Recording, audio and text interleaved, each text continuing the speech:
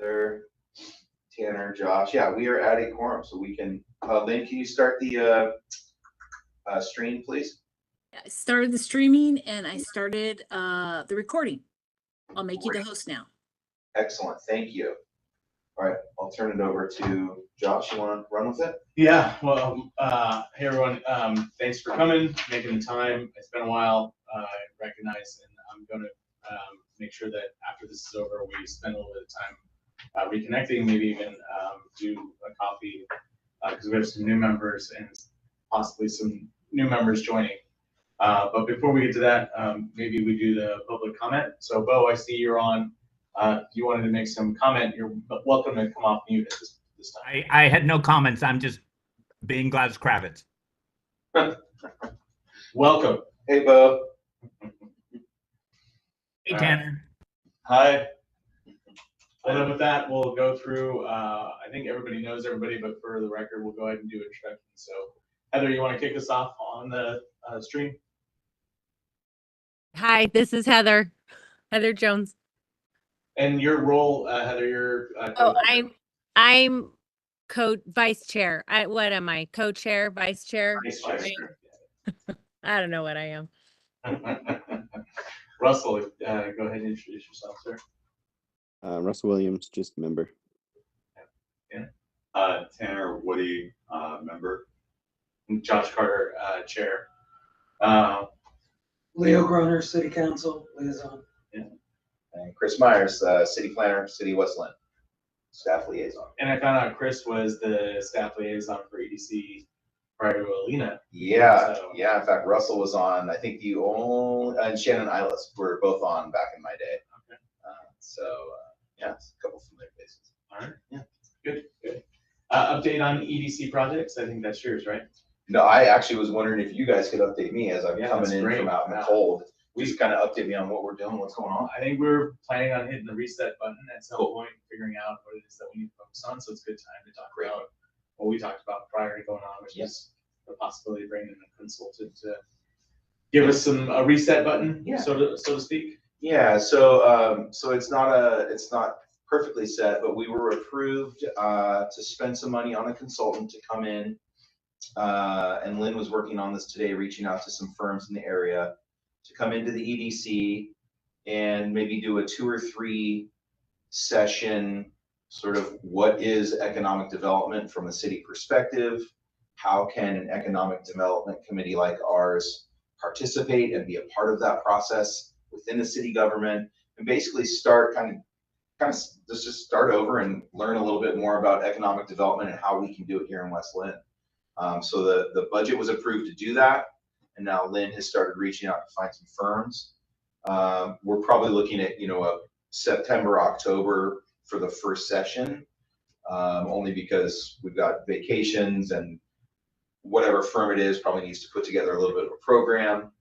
And we're also going to ask them to create a little bit of a guide for us as well, something that we can kind of keep looking back to use and carry forward as we bring new members on and people shift off and new people come on. So it's actually pretty cool. I think it can be a nice, as you said, as Josh said, a little reset for us and step back. And then I think in that process, we can also look at sort of what are the things that we're theoretically supposed to be working on and how do those match up.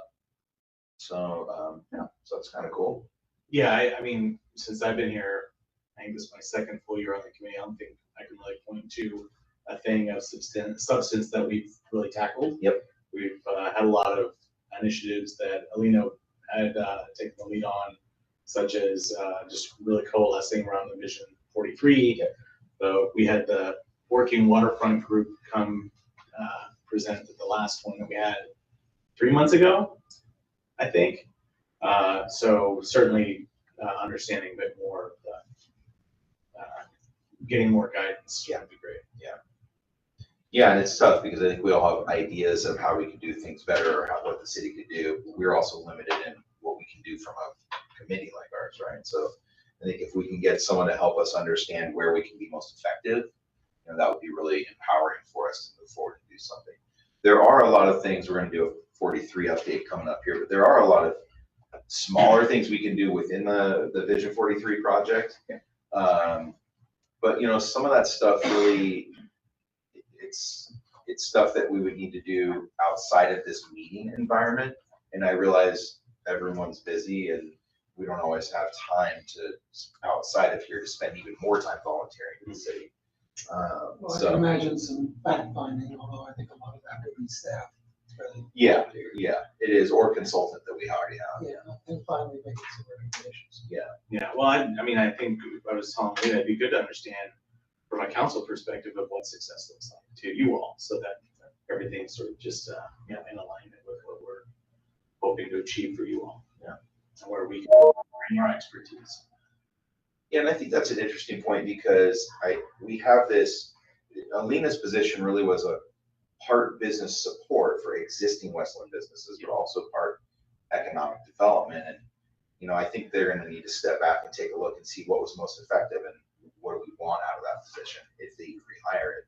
So for us, you know, we're the economic development committee, we're not the business support committee. Mhm. But maybe that's something that can be I don't know. You know, I think I'm kind of trying to take this as open-minded as possible. I will say that some opportunities within 43, I still need to hold sort of an open house, if you will, for commercial property owners are on our list, but also business owners are on our list. And so those are events that maybe we can even organize as a group, or I don't know, maybe there's some way to interact or to engage as an EDC in helping to do that. Or even just being there to talk to, you know, I can only talk to so many people at once. Well, in business, I mean, it's sort of an adage that it's easier to retain an existing customer Yeah. than to get a new one. Right. And I think we need to retain our existing businesses Agreed. in order to get names. Agreed. I know that Alina had put together something at Milo MacGyver, or not, sorry, at the house. Yeah, McLean House, McLean House, yeah. thank you. Where some business owners had come in and there was like a breakfast or something like that. Yeah, so Lynn and I basically just stole her file. She gave us her file with the 43 Business Coalition and sort of membership. And that was where we were going to start, is reaching out to that group and maybe just trying to have another open house or mixer type events, because I really want to talk to the business owners about the 43 project itself, about Vision 43.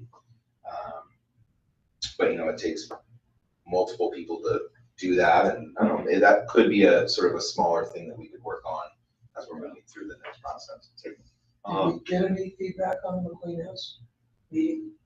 I think Alina has some summary notes, but I haven't read them. Yeah, I think I went to that one. There was a couple, it was typically the same people, so there's just a few of the small business owners around town. Yeah. But to that note, I don't think that one I went to had many people from 43. I had like a few people from all over. Yeah, it was all over. It was actually a lot of Main Street. Yeah. Like half the people were Main Street. Yeah. But anyway, I pulled up the three main things that she was talking about before, and we did talk about the one just now, which is understanding our role and is it business support or economic development, and making that difference between that. Even while we were goal setting last year, or not last year, but for this year for council, we had the issue of still falling back into this business support mindset. Yeah. While we're saying we're not going to do that, like we said, we're not going to do that, and immediately the next item that came up was us falling back into that. Right. It was just, you know, it didn't make any sense. So we need very objective mindset when it comes to that. Yeah. So I'm glad you brought that up. The other thing, the 43 coalition. I will say that I think that the group that we have for Vision 43 Yes. is the same people, but actually more than what has been outreached from what I've seen. Okay. So I don't know if we would be doubling the workload with the same initiative. So Right. just throwing that out there. Yeah. And the last thing that hasn't been really brought up at this point is the tourism. Yep. But yeah, that's, you know, I know Shatrina, sorry, No, Shatrina, she talked about that a little bit, but I don't know where that's at. And I think that's the other thing. Something that has to or get picked up or delegate or die, I guess. Yeah, I've always felt pretty strongly that we miss that tourism piece, here in West Linn. That could be an area of emphasis for the city for sure. Mhm. I think a lot of times it simply comes down to, if you're really getting into doing like tourism development and whatnot, that's a job, right? I mean, I don't know who's going to do that. Yeah, and when I think about West Linn, I mean, I don't know if tourism is like top of my mind while we are still trying to get other things in place. I think West Linn is like a beautiful place in the middle of everything, but people want to go to the gorge or Multnomah Falls, they want to go to downtown, they want to go around. To come to West Linn specifically from California or something, like you might be a wine snob, and like that's more Stafford than West Linn. So yeah, you can always capture that. Though, you can, definitely can. Definitely capture the wine crowd, that's for sure. The Willamette Valley, is huge. But what, 3 or 4 wineries up on the hill? Yeah, people love it. I mean, you can even bring in the Candy area too, right? All that. But that's point being though, it's definitely a lot for tourism. Like there's so when we were goal setting, one of the things that came up was like tourism versus growth before the tourism. So like hotel. Yep. And then we even talked about bed and breakfast. We also talked about having some kind of this is out of left field, but having some kind of shared workspace for light industrial zoning downtown, just as a means of like more growth, having more projects and art and little things that people can sell. Incubator. Yeah, so it'd be like shared tools plus shops. So it would be like a garage for restaurants, but with arts and crafts and whatever else. Computers, 3D printers. Yeah, exactly. Yeah, whatever you kind of want to throw into the mix, but we don't really have a light industrial zoning right now. So that was brought up. Well, I think that's, and I don't want to take over I don't want to go too into Vision 43 yet. Yeah. But I think what you're talking about is really important to hear for the Vision 43 project, because we don't necessarily have to have a light industrial zone. Part of that Vision 43 is they're going to write a new mixed use zoning code for us. And like codes, you can write them however you want. It's, what gets approved becomes real. So you can write things like that into a new code, and if adopted, then you have that option. And I think that's what we keep trying to tell people, is we're trying to open up options for people. I'm not going to tell you exactly what you can or can't do, but we want to allow some creativity, a maker space of some kind. That's fantastic, or live work or whatever. I think those would be great. I think we have a lot of opportunities for that. So those are the types of conversations and comments we need to hear. For all of West Linn, but the project that I'm working on is that those are really good comments and really important, I think. So, there's some linkage there. Sorry, we got off track there, John. No, you're fine. I was pulling up the work plan because I was like, you're right. We put something together. We drafted it up in February of last year, adopted it in June of last year. So it's been this one. That's the one. Okay, cool. Yeah. So the tourism development piece is focusing on continuing to promote West Linn as a tourism destination in collaboration with local and regional partners, advising on wayfaring, branding, signage project funded by RPA dollars, and then working on bringing a hotel bed and breakfast to West Linn. So that was the One of tourism goals. One of the things I thought that would be really fun that I'll just bring up again because I think it's so fun with the signage is having like one of the local artists do our signs instead of, I know we just bought the Bolton sign and these other ones, but if we have some kind of fun Portland weird kind of design, you know, people are like, hey, that's West Linn, that's, Yeah. you know, that's fun. Well, I think it's a great idea. I think that's part of a discussion about how are we branding the city, or are we not, you know, what's the goal aside from letting people know how to get somewhere or where to go? What's the other goal in signage? Exactly. You know, and yeah, it's funny. I'm not sure what's going to happen with that, but I've certainly been planting seeds in my boss's ears that How does Goring brand their city? how to do. Goring.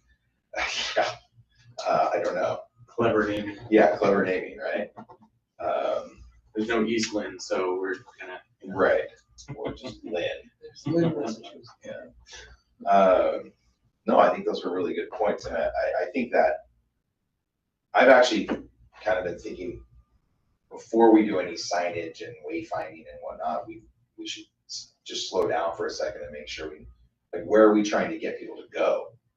You know, isn't that one of the, I mean, we have connections in and around, but you usually want some sort of nexus to guide people towards, right? And that might be Main Street, it might be places on 43. So as we move through this project, I feel like that's going to help us understand where on 43 we would want something like that. I'm struck that as you go down 205, I'm not sure there's a single sign that, maybe there's one that references West Linn.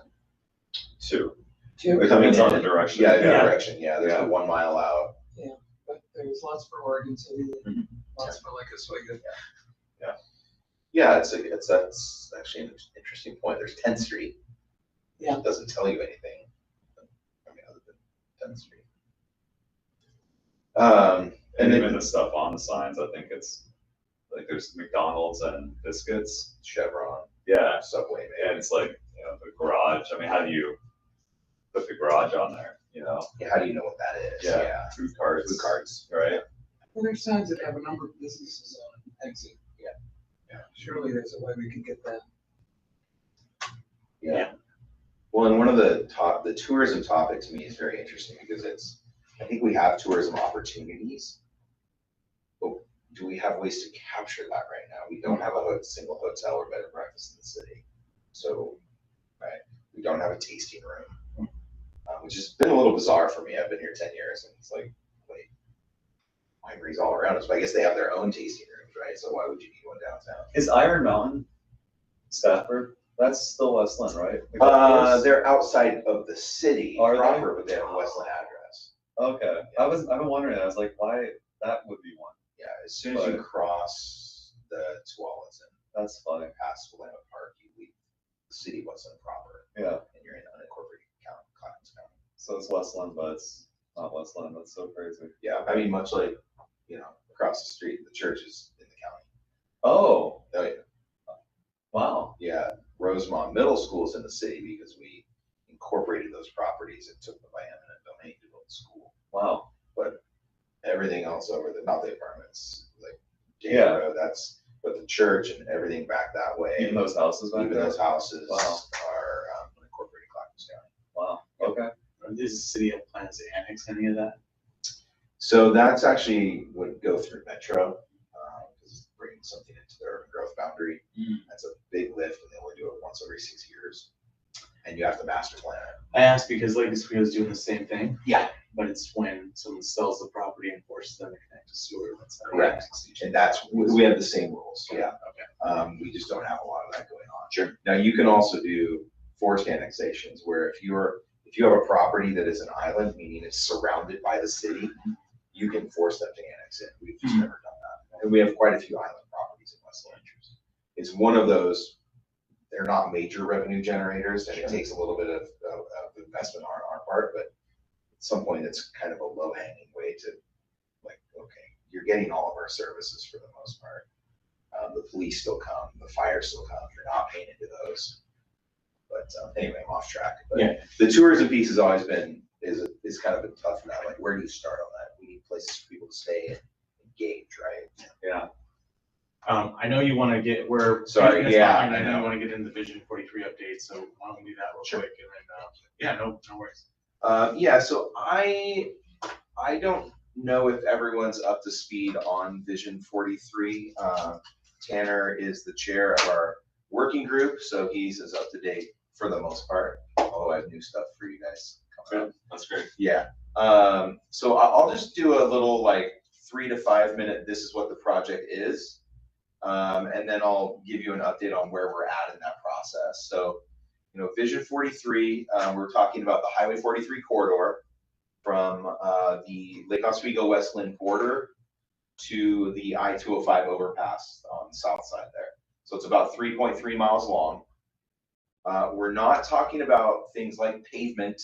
The highway itself, the physical highway, is owned by ODOT, not by the city of West Linn or the county.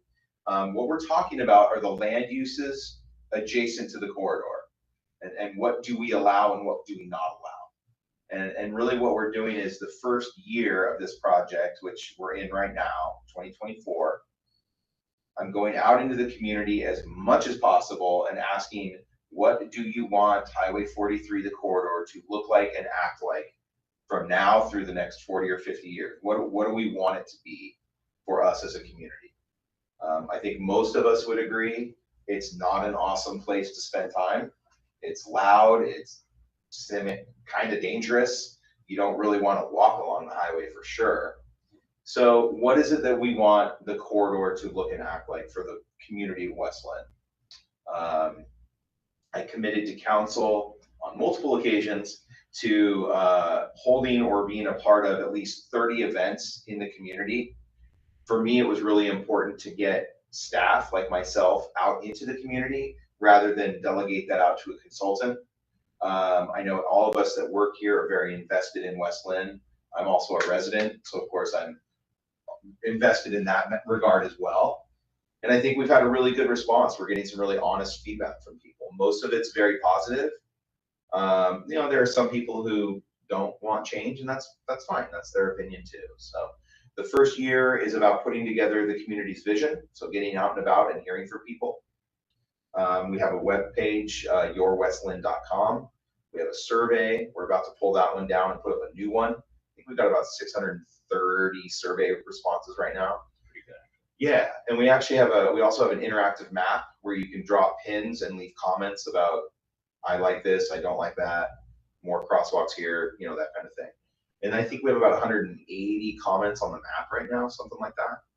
So it's we're actually going to put up a new map. We want to leave the old one for use, but we want to put up a new one, kind of ask a few prompting questions as well. So we're kind of in the process of shifting gears because we have a lot of feedback, and now we need to start sort of digesting some of that feedback.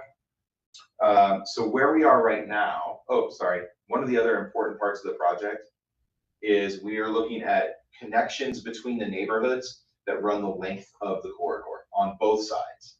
So we really want to find and then emphasize and highlight ways that someone can walk or ride a bike without having to go up to the highway.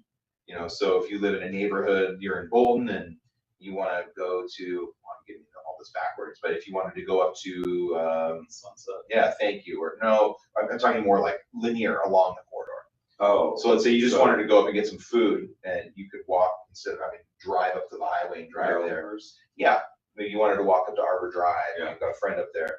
Finding and then highlighting those pathways and those ways to move as a pedestrian through the neighborhoods to get to a destination. Or you can move through and then pop up to Bugatti's and get some food and then come back down and go home. You know, where we're not reliant on the highway for us locals. One term that Linn likes to use, which we used in grad school all the time, you know, we want to make a there.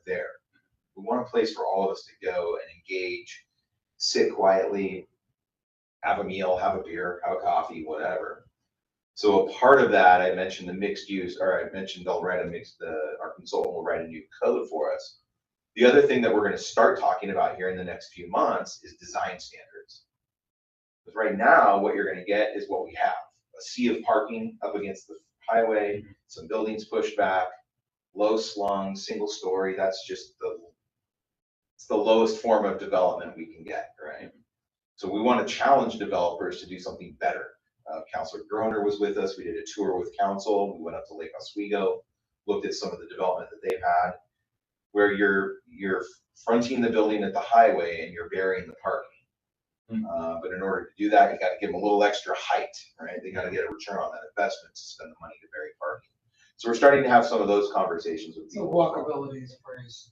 Yeah, walkability. And really, when you go up to the Millennium Park and the Weiser blocks, what I notice and what I see is it's a very pedestrian-friendly environment versus most all of what we have is built for the car. And I think we need to start working toward, my opinion is we need to start moving away from that a little bit and forcing some better design standards. If we allow developers to develop at the lowest common denominator, they will. That's just kind of how it works. I don't fault them for it. That's just what it is. Yeah. So anyway, those are some of the conversations we're having with folks. Where we're at right now is we have a string of engagement. We'll be at all the concerts in the park. I'll be at the fair this weekend. We have some more open houses coming up. And then we just met with our consultant yesterday. They are starting to put together the draft vision from what we've learned so far. Now, it won't be set in stone. It'll be a draft and it'll change as we get more. But it's a good place for us to stop and look and see this is what we've heard so far. So they're working on that. And then they just started yesterday working on some renderings. So they're going to visualize everything we've heard from the community so far. Not everything, but hey, here are the 5 things that we're hearing the most of. And they'll start to actually put structures on top, overlaid on pictures to give us an idea of what that might look like on our highway. So that should give us some stuff to chew on in the coming months here at the EDC. As well as at the working group, which our next one is July 23rd. Yep. And then lastly, we're about to put together the technical advisory group. So that'll be ODOT, Metro, Clackamas County, Lake Oswego, Oregon City. So at TriMet. So we'll start talking to the technical folks about, hey, here's our vision, and here are some of the hurdles we have, ODOT, and how can we do better? Yeah, I mean, I think ultimately we have to bring ODOT into the discussion. 100%. Yeah. And for one thing, not just walkability, but also bikeability. That's right. That's right. And the good news is actually the Mayor Bielaskowski has a meeting with the Oregon State Senate President Wagner on next Wednesday. And I was invited to give him a brief as part of that meeting. So I'll be able to bring him, the Senate President, up to speed. He's a good person to have in our good graces, or to be in his good graces, I guess, how you say that. He's a Lake Oswego resident, went to Lake Oswego High School. He knows the corridor, but he might be able to help us with ODOT and also grant funding and recommendations and things like that. So we'll be able to, we're trying to bring on some larger players to help us in the political realm as well. So, yeah. But, things like calming Route 43, so it's. Yeah. Like we talked about on the tour, right? Yeah. Yeah, and that's where you get, if some of the feedback, just so you guys know, is that the community has been pretty vocal about the speed limit the speed of traffic on Highway 43.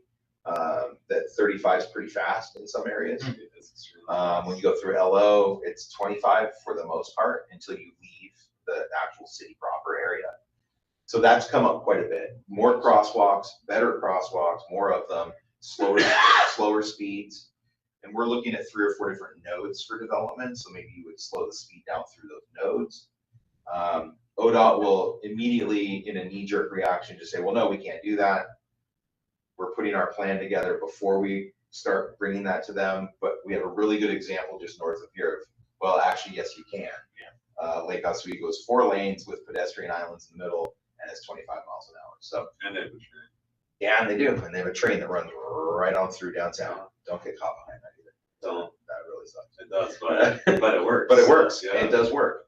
So anyway, 2024 is a lot of gathering of communities' vision and what people want.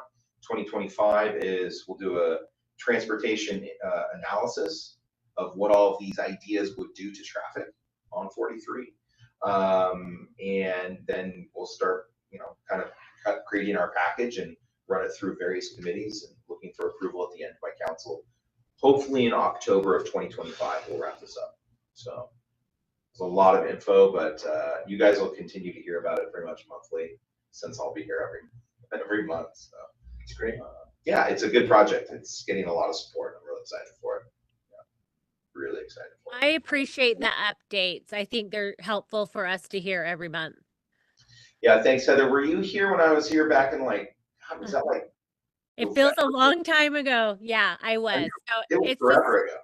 yeah, it's just good for us to be aware of all the progress or what progress is being made. So I appreciate it. Yeah, you're welcome. And I think, I'm glad, thank you for giving me the, the time, but also there are some pieces I want to keep pulling out and bringing. And our first working group, there's a gentleman named Greg, and he represents the family that owns the strip mall that had the Katy car wash in it. And he actually was really informative during the working group about, they had been trying to recruit in like Chipotle or Taco Bell or sort of larger national chains to fill that empty car wash. As it turns out, it's going to be a car wash again. So there you go. But what he said was they've been having much better luck with local businesses. The Valvoline that's there now, the Enterprise oil change wasn't Valvoline. When Valvoline left and they found a local out of Salem, he was saying that sales are almost double as a local, and that they've been consistently seeing that when they have a local business in one of their spaces, the sales are much higher than when it's a national. So their focus is kind of fixated now on more localized business. And I think that's really interesting because I never would have bet on that. Well, it's funny, I had a conversation with Bo Kwan, who owns Koi Fusion. Okay, yeah. And for years, he was always about the suburbs, bringing Koi Fusion to the suburbs, and all these other restaurant groups were always really shy about that, just trying to stay in Portland. But now, he's shown that it can work, and now we have the one in Oregon City, Kennard, is in Oregon City now. So I think restaurant groups, to your point, are now recognizing the value they bring to coming into these suburban areas. Yeah, I couldn't agree. And if you needed a better example, just look at the Willamette Garage food carts. Like they are just extremely busy. Full disclosure, one of the owners, our daughters play basketball together, so I see them consistently through a season or two, and he said they are just Parking's an issue there sometimes. It can be, but it's one of those things where I don't mean to be flippant about it, but you don't have a parking problem when you're out of parking. You have a parking problem when you have parking. It means your businesses aren't getting enough business, right? And sometimes you have to walk 3 or 4 blocks. It's a good problem to have. I know I can use the steps, I'll tell you that. So, but yeah, so anyway, I would like to consistently bring a little 5-minute or so update, and then look for areas where maybe as EDC we can get involved in that. Yeah, I'm on the working group, the working waterfront group as well. Cool. It's been kind of quiet lately, but I can certainly bring updates from that as well. Cool. If it's helpful. It's great. I think I'm still on that. All right. Yeah, we haven't met in a while. No, there's just other stuff going on. Yeah. I mean, we've got, I think, Canner Creek is, The rec center. I think that's been like just the major thing right now. Yeah, that had a hard timeline of needing to make some decisions to go out to bond or not, so can't get on the November ballot without. Well, the consensus is we're not going to try for the November. Yeah, that's what I've heard. Yeah. But the other thing is, does the center itself drive some new business in the community? Yeah, I mean, this is just my layman's master idea of West Linn is with the waterfront, with Stafford, with Iron Mountain, and the lines and stuff were there, having just a bike path just all the way around that goes through Bolton and 43 somehow, and just connects. It can come up here, through the new Salamo bike path. I mean, there's so many options, and they go right through downtown, so you can cut it in half instead of going all the way up through Stafford. You just go halfway. We have a lot of opportunity. There's so much opportunity here. I agree. And I think in part there is the bike ped bridge across the river by the falls too. Yeah. ODOT's kind of shelved that for right now. I think in part it's maybe a little. I think in the last few years, we've seen an enormous increase in electric bikes and electric scooters. Yeah. And I think that's going to generate a lot of traffic. Yeah. Well, I started noticing, I'm sure we all did, but in COVID, we were all kind of at home, but everyone went out walking because that's all you could do, right? Couldn't go to the gym or this, that, and the other, so everyone started walking. And I think people realized, well, actually, it's pretty walkable, but we just need to improve our pedestrian cycling environment a little bit. Some of the infrastructure, just these crosswalks. Consistent. Yeah, exactly. Consistent and connected, right? What are And safe. And safe, yes. What are the 3 rules of walkability? You need to be like, You need destinations. Yeah, so you need destinations, I think is actually one of them, and then you also need something like to distract you. So it has to be a enjoyable walk. Some sort of safety. Isn't that what my audiobook is for? Maybe, I mean, I think like the trees of Mary S. Young, you know, like. Oh, And I think some sort of separation for traffic. yes. Yeah, Agreed. it has to be something like that, which is, safe, is the idea. Yeah, I think connected is, So, it can't just end and you're sort of stuck in the middle of Right, nowhere. yeah, Like, right. just now I have a job. or the most annoying thing is when, and this happens pretty frequently in other places in my mind, like I see the spot I want to go to, you know, it's 400 meters right there, but I have to walk, and this is actually an example of 43 to some degree, because I have right across the street from me, and I live on Buck Street in Caulfield, and you know, that's the intersection that's broken. Yep. And for me just to walk across to my neighbor's house, I have to walk all the way down to 8th Street and back and around. And instead of having a 10-foot walk, I now have to make it a 400-meter walk. Yeah. Or compare that to if I'm going the other way to, you know, where like the mayor lives now.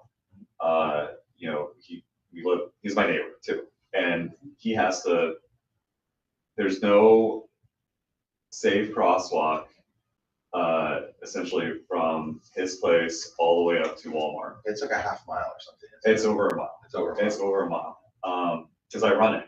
Yeah. Or I used to before my knee, but I would go running down there all the time, and Pimlico is a nightmare. Yeah. Because there's so many people who pull out, and I'm on the one side that has a sidewalk. Yeah. These guys are coming down. They're looking like this, trying to make their right-hand turn, not ever looking right at the sidewalk. Yeah, that's right. That's You right. know? Yeah, that's right. They're just ready to make that right-hand turn and just nail you. So you reminded me of something. So on our map on the, for the Vision 43, Yeah. one of the most commented intersections is the Pimlico 43. One of About those fix it, comments fix is it, fix it. Oh, Oh, that's 14. great. That's great. Hey, you're a member, you're a community member Look too. at that. Yeah, there's 14 comments over there. Yeah, and it's rough. We've all tried it. If you want to turn left out of there, my goodness, that's a disaster. That is a disaster. Yeah, I mean, that's the other thing, like even, I just got rear-ended in my house, a week and a half ago, because people block the exit, so I can never actually turn right even outside of my Front door. Yeah, like I can't go because they block it. Then the light turns red and it'll turn green and there's a whole line all the way up to Pimlico or past it to Burgerville. But yeah, I pulled out and then some guy got like road ragey about it and he just rear-ended me hard. Awesome. It's okay. I have a tailgate thing. I have a tow ball. Yeah. So he destroyed his radiator. Oh. Yeah, and I walked away fine. Yeah, it's all good. But point being, it's like it's a nightmare. Yeah. Consistently. I think. Yeah. Sorry. No, you're good. I was just gonna say we have about a little less than 15 minutes left, and I know there's some. We can talk about this for another 3 hours. I could do this all day. I'm very vested. But I want to make sure that we're covering. One of the things that I wanted to talk a little bit about when we have some time is we have some members that are churning out, some folks that are not going to be with us for very much longer. Shannon Eilis comes to mind. So I wanted to talk about adding new members. I had a really good conversation with Jason Westling. He's the president and CEO of the only bank that's headquarters in West Linn, Pacific West Bank. He's very interested in figuring out how he can be helpful. I thought he'd make a great member. And so I wanted to just talk through with new members or with members churning out, do we want to talk about adding and staying at the 7-member level? So can I ask a quick question? Of course. We know, so Shannon, I'll reach out to her as the liaison just to get the confirmation that you're done and when are you done? I think And it also might be done already. Peter, I know Josh is new, but I think Peter and Shannon might be the two that are Okay, churning out. perfect. So I'll follow up on that with emails to them and then let you know. And Shannon Knight, She's no, but she would like to come back. Oh, interesting. Because, you know, Changes. yes, Yes. changes. Okay. So sorry, didn't mean to interrupt. And No, then, you're fine. and then the 7-member number is set in stone by the charter. So when we drop below, we have to get up to 7. So Okay. that's the process in postum. So if that's where we're at, I'll let Kathy know that that's Okay. where we're at in post, and then they take applications. So yeah. Heather and Russell, I know you've been quiet. Just want to make sure you guys had an opportunity to chime in for anything. Nope, I had I've chimed in a little bit. I'm good. So I actually had a couple of things. So I remember I was asked if I wanted to be on the Highway 43 project because I have a business and own a building on Highway 43, and I said that would be great. I don't think I ever got an invite to it, so I was just curious if I was supposed to show up for something, and I didn't. I don't remember seeing an invite. No, I think we were just, Russell, I think we were just taking temperature of people who would be interested. Okay, so And it was just, trying to figure out if people are, who is, who isn't. We had a number we were trying to get to, or that we needed to get to based on the CCI's feedback. So, no, it was nothing that you did. It was just, we kind of just went down the list, and first group of people that said yes, and then approved. So yeah, sorry about that. no worries. I was just waiting for an invite, and I was just making sure that I wasn't not showing up when I said I would. That Gotcha. that was that. I think the Vision 43 is open to the public. It is. So, I can reach out to you with a meeting. I think it's the 23rd, so you can just stop by if you want. Yeah, just introduce yourself. Yeah, that would be great. The one thing that I was going to mention about that, when you were talking about getting the community's feedback, and my experience with the EDC and the way things seem to work is that you get a small group of people that raise their voices frequently because they don't like the idea that we might have something other than a park, and so then that almost becomes what everybody thinks the vision should be. So only thing I was going to suggest is that as the EDC, we should be more focused on economic development and not so much, what area should be green space because of 5 or 10 people feel so strongly about it. Like what's going to be good for economic development. Yeah, I think that's a really accurate and fair comment. And one of the reasons that I committed to doing so many events personally and in our community is that I actually want this to be the community's vision, not the 15 people who decide to engage as they always do, right? We actually need to hear from as many people as possible. I've even been working with the Youth Advisory Council at the high school because I think the youth opinion actually has a lot of value here, because some of this stuff, I'll be dead before it's into fruition, right? So we need everyone to be involved. So I really do appreciate that comment, Russell, and it's one of the reasons I'm working so hard and doing so many events on weekends and at night is to try and get out and hear from as many people as possible. Well, I would agree. I think that's a good idea. We don't want to be pigeonholed into something because one group doesn't want to see their tiny park go away. Agreed. And I'll say, oh, sorry, go ahead.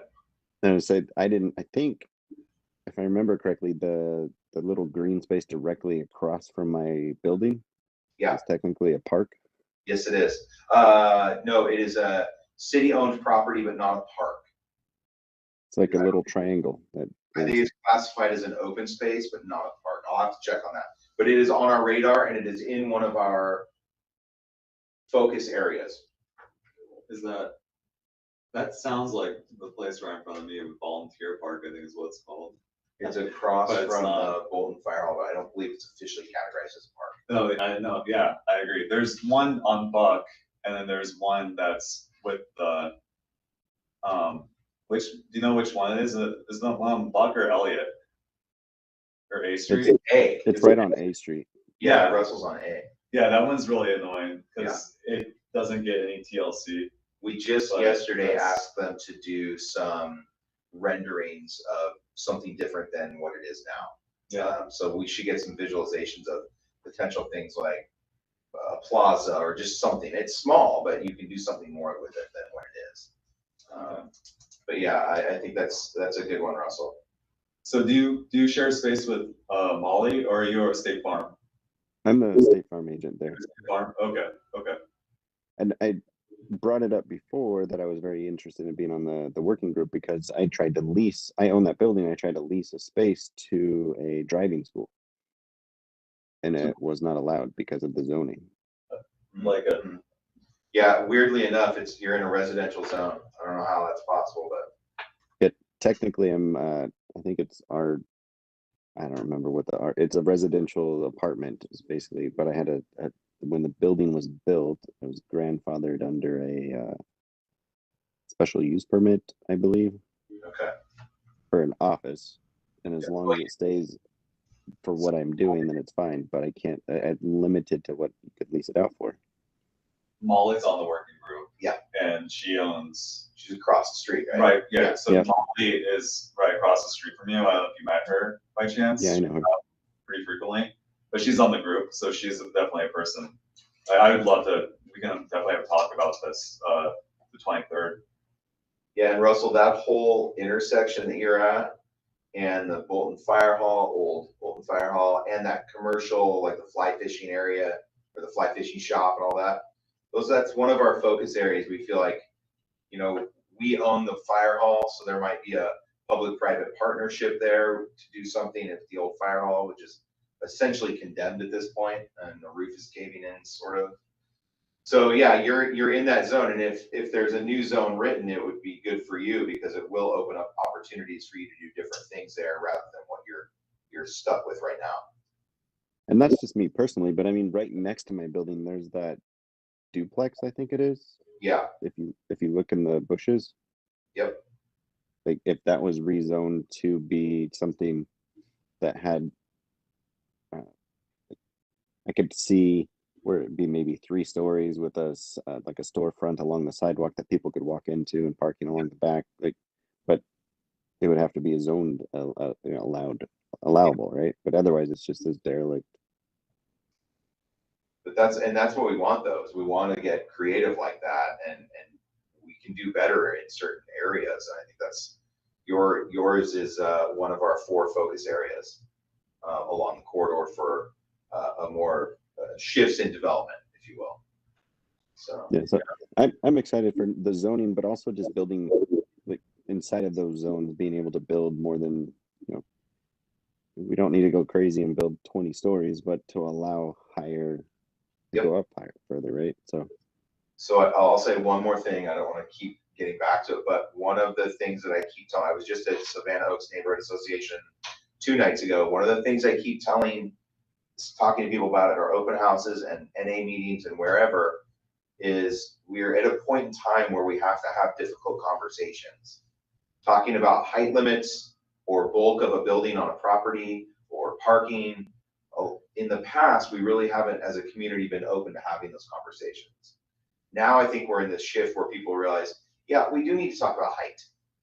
It's important, but it's important for different uses. It's important to do if you want some housing, well, we're not going to get single story apartments. That's just not how that works. We're not going to get retail with housing above if we have a 35-foot height limit. So it's time to have difficult conversations. That doesn't mean that's going to happen, but if nothing else, we should at least talk about it, right? We should at least get the community's opinion about that instead of that being the third rail and we just can't bring it up. So I think what they did down in Lake Oswego right off of the main street is a great example of what is possible. 100%. Yeah, that's why we took council and the planning commission there, 5 weeks ago, probably, and toured it. And we got a tour from their redevelopment manager who lives here in West Linn. And he gave us a really good tour and talked a lot about their process. It was an enlightening trip. It was enlightening. That's a great way to put it for all of us, I think. And one of the things I will say that he emphasized is the original visioning document for Millennium Park and the Weiser blocks and all that was the creation of that vision started in 1986. And they just wrapped up a lot of the construction about 6 years ago. So it's a 35, 40-year process. That doesn't mean it has to take us that long, but we're not trying to mimic that either. We're trying to improve. Some of it might look like that, some of it might not, I don't know. because they still have their own issues too, right? Like their lake trail isn't, it Yeah. just cuts off into the Yeah, train. yeah, they have some issues there too, but obviously it's much improved and Yes. much more densely utilized than it used to be. Yeah. But to Russell's point, they've made something that looks like it does today out of something that used to look like our Highway 43. And so we took council there to sort of open up all our minds to what's possible and also what does that process look like. And so we're really talking about, this is our 1986 right now. We're creating a vision document that hopefully will last for 40 years and they'll keep coming back to. So, sorry, I keep getting into 43. I'm very passionate about this project. Isn't So that a George Orwell? it could be 84, Oh, but yeah. okay. Yes, which was written in 1948, but whatever. Oh, that's right, it was, yeah. Well, we are getting into time. I want to be thoughtful of everybody's time, but without further ado, if someone wants to make a motion, we can adjourn. I'll make a motion to adjourn. Anybody second? Thank you, everybody. Hopefully, we'll have more folks next time and we'll send more up. My notes are to be more transparent and communicate more with you all, so I apologize for that. I'll do that more. And I will give you guys updates through Josh on the consultant to come in and kind of work with us a bit, and then, you know, I'll just randomly send stuff over to keep you guys up to speed, and we'll go from there. You're not necessarily message everybody. Well, yeah, as I said, just just have Right, we'll get that your down. transparency is good. Yeah. Less is more sometimes. Yeah. All right, thank you, everybody. Thank guys. you. Thank you. Yeah, we can work together on that one. So the other thing that I was going to mention now that the meeting's over and it's not official part of the meeting was the Shatrine and our previous Chris liaison person seemed to be driving the EDC more towards what I would argue is the chamber's role. So that has come up a little bit as well. So that's kind of what we're talking about. I think of determining what the rules are. Chris also brought up branding Right. when it came up to signs, and it has also come up to have some kind of marketing position in the city. I think there's a lot of ironing out for that, and I think we have the leanest government. We do. Out in Oregon. That's crazy. So I think there's a lot of just resource issues around it. It's true. Yeah. So I just wanted to second that. I appreciate us with the vision of supporting, not being the city's version of the chamber versus giving vision for economic development, not just being a crutch for the chamber. Right. Yeah, and I think you're right though, Russell. There's some lack of clarity in roles and responsibilities in chamber and Main Street and all this and that. So I think I like to think of it, we're kind of like, you know, my 12-year-old son who's growing up and changing, but we got to go through some pains as well. Yeah. We're just trying to figure that out as a city, is who we are and what we are and what's going on. So yeah. Well, glad to have you back, Chris. Oh, thank you. I'm happy to be back, actually. All right. Well, it's good to see you guys. I'm gonna make sure this is all shut down. Russell, we'll talk to you. All right, thanks, guys. See ya.